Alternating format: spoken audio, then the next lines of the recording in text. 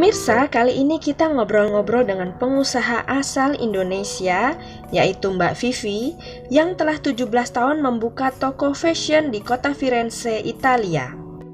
Uniknya, produk-produk Vivi didatangkan langsung dari Indonesia, sehingga Vivi memiliki langganan khusus yang datang secara sengaja dari Italia dan bahkan negara lain untuk berbelanja di tokonya. Bagaimana kisahnya? Mari kita saksikan bersama. Iya, Mbak Vivi, sudah berapa lama tinggal di Italia ya? 28 tahun, iya. Jadi hampir Udah kelamaan. 30 tahun. Selama ini sehat keluarga Mbak Vivi ya? Semua sehat. Puji Oke. Tuhan, semua sehat. Syukurlah. Ini sejak awal langsung sibuk berbisnis atau gimana ceritanya, Mbak?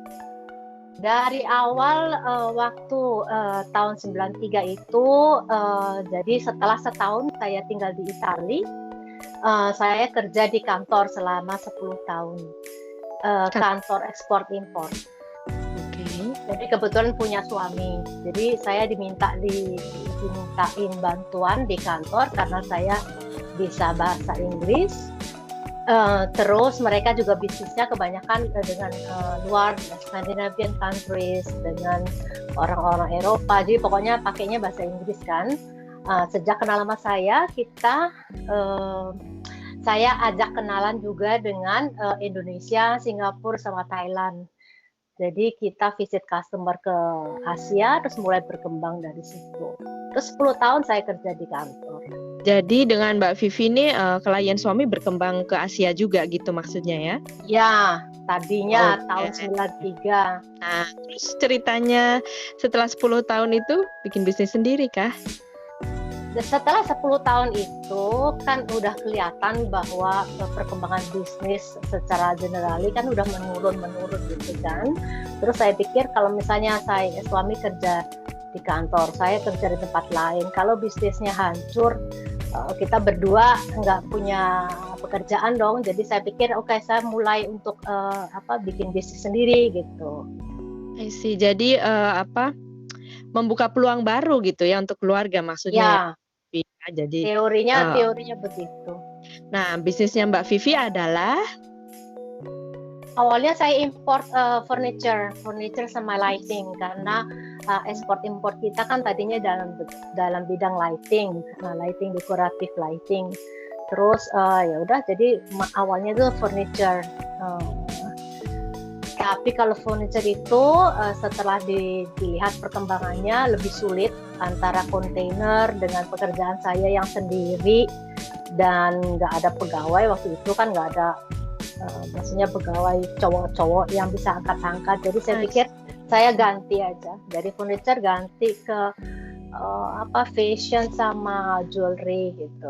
Oke. Mudah kan? Artian bendanya lebih kecil gitu ya, lebih bisa lebih kecil, lebih mudah, bisa ditangani sendiri ya. lebih mudah sendiri, iya benar. Nah gitu. Jadi fashion dari mana aja nih Mbak? Fashion Ya awalnya tetap dari Bali. Oh Bali, dari oke. Bali, Jakarta, dari Jawa, pokoknya kebanyakan batik tadinya ya.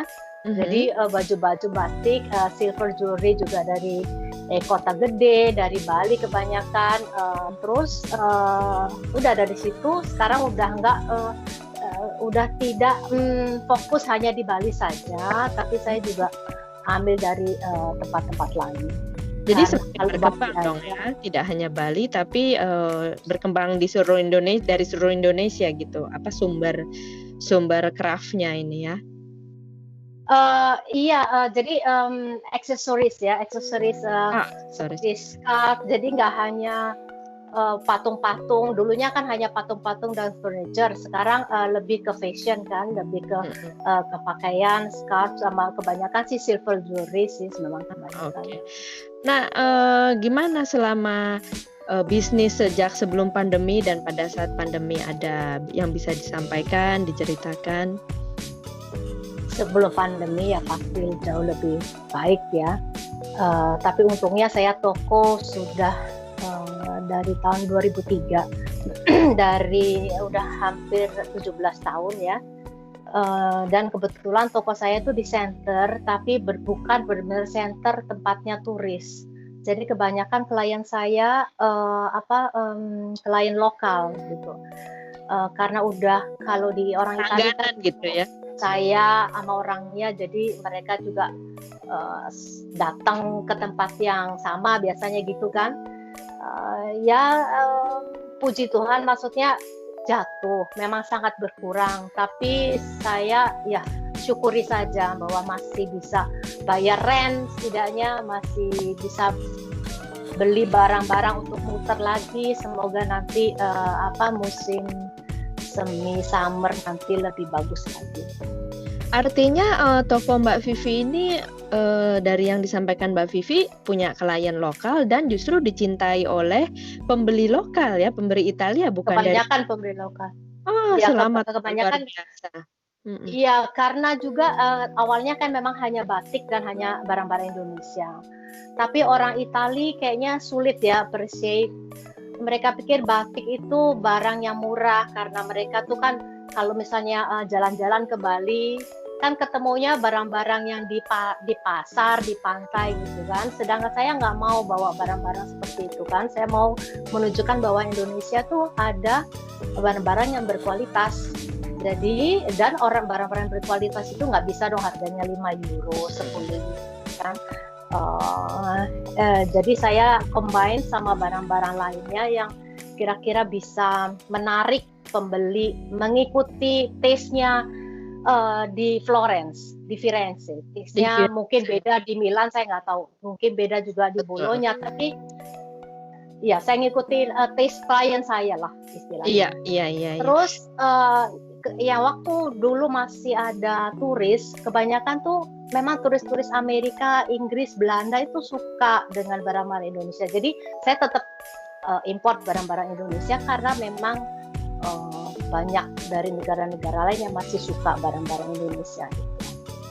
Oke, jadi untuk klien turis biasanya dari negara-negara Belanda yang memang ada relasi dengan Indonesia ya, sejarah dengan Indonesia gitu.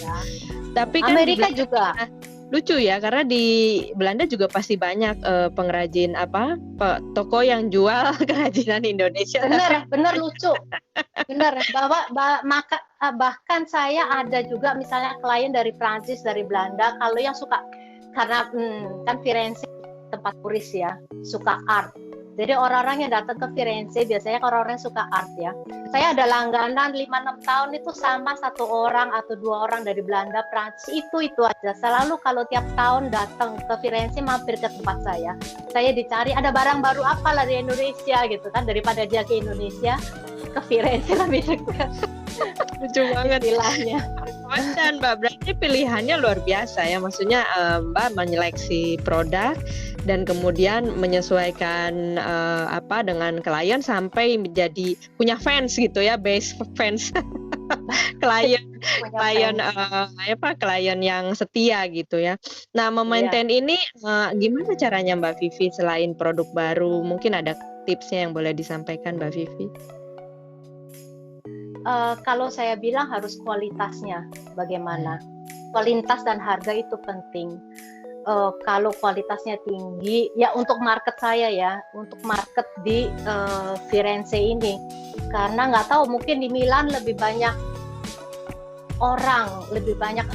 orang-orang berbeda, jadi mungkin kalau misalnya satu toko barangnya itu mungkin orang ini nggak suka, orang-orang lain bisa ada yang suka. Di Firenze itu kecil tempatnya, jadi saya harus menyesuaikan taste mereka, dan harus bisa dipercaya. Kan orang mungkin pikir orang Asia suka takut. Saya kan misalnya jual amber gitu ya, lihat wajah Asia, awal-awalnya bilang ini asli ambernya gitu kan, dia pikir dia takut made in China atau takut plastik ya kan. Jadi saya harus bisa kasih jaminan kualitas. Ya, jaminan. Saya biasanya ada sertifikat ya. Awalnya klien yang nggak kenal saya kasih, ini ada sertifikatnya, percaya deh. Ntar kalau udah bisa dipercaya, ntar dia bisa balik bertahun-tahun. Biasanya kan gitu, kalau kalau kita jual sesuatu yang nggak bisa dipercaya, orang nggak bakalan balik. Oke. Jadi toko bisa dalam 3-4 tahun bisa bisa mati biasanya. Iya betul, bertahan 17 tahun di Florence yang orang-orangnya juga sangat artis, punya high demand, Terkenal ya. aktivitas. Oh iya iya iya iya. Itu sudah dikenal dunia bahwa orang Florence punya standar tertentu karena mereka juga hidup dalam kebudayaan setiap hari gitu ya, culture mereka penting sekali bagi mereka. Jadi craft dan hasil-hasil apalagi dipakai sebagai fashion ya, dipakai di tubuh mereka gitu kan, harus ya mereka itu penting sekali ya Mbak Vivi, betul nggak? Dan untungnya sekarang zaman sekarang ethno chic, orang suka ethno chic, etnik tapi etnik elegan. Itu yang bagus. Jadi bukan etnik pasaran, bukan gypsy gitu kan.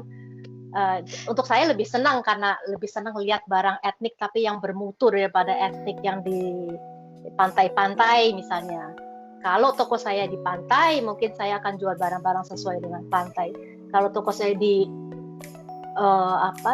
kota, harus harus bisa dipakai barang-barang yang untuk jalan-jalan di kota gitu. Iya, biasanya menurut saya loh ya, nggak tahu orang-orang kan.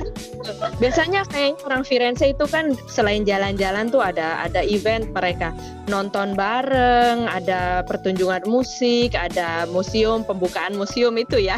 Penting sekali pakai aksesoris tertentu. Iya. Jadi saya sekarang di zaman pandemik museum udah nggak bisa, musical nggak bisa, turis pun tidak ada.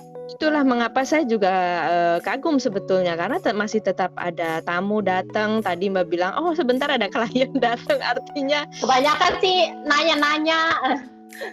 Dan lagi itu satu lagi, biasanya sekarang zaman pandemik ya, saya bilang zaman pandemik sekarang, biasanya orang beli itu untuk menyenangkan hati.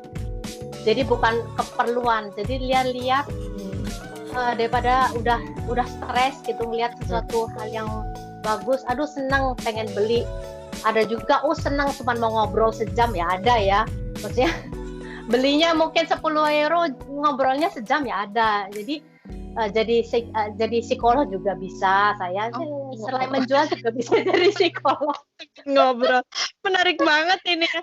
Jadi instan ke bartender gitu ya, ke kafe, ternyata mampir ke iya. Terus Vivi. mereka kebanyakan orang-orang yang tahu orang Indonesia, oh ya saya senang orang Indonesia karena memang ramah-ramah orangnya. Jadi saya walaupun maunya marah tapi tetap harus ramah karena nama tokonya Balinesia.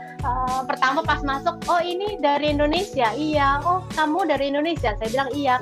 Oh orang Indonesia ramah-ramah ya udah. Saya mau marah misalnya, lagi bete juga nggak bisa karena udah dibilang ramah-ramah. Iya, ketawaan. Oh jadi trademark, jadi pantesan jadi gaya hidup juga Mbak Vivi, termasuk yang paling sabar saya lihat dari antara. Udah sebagai bawaan harus juga kayaknya sabar. Hidup 30 tahun di sini harus sabar.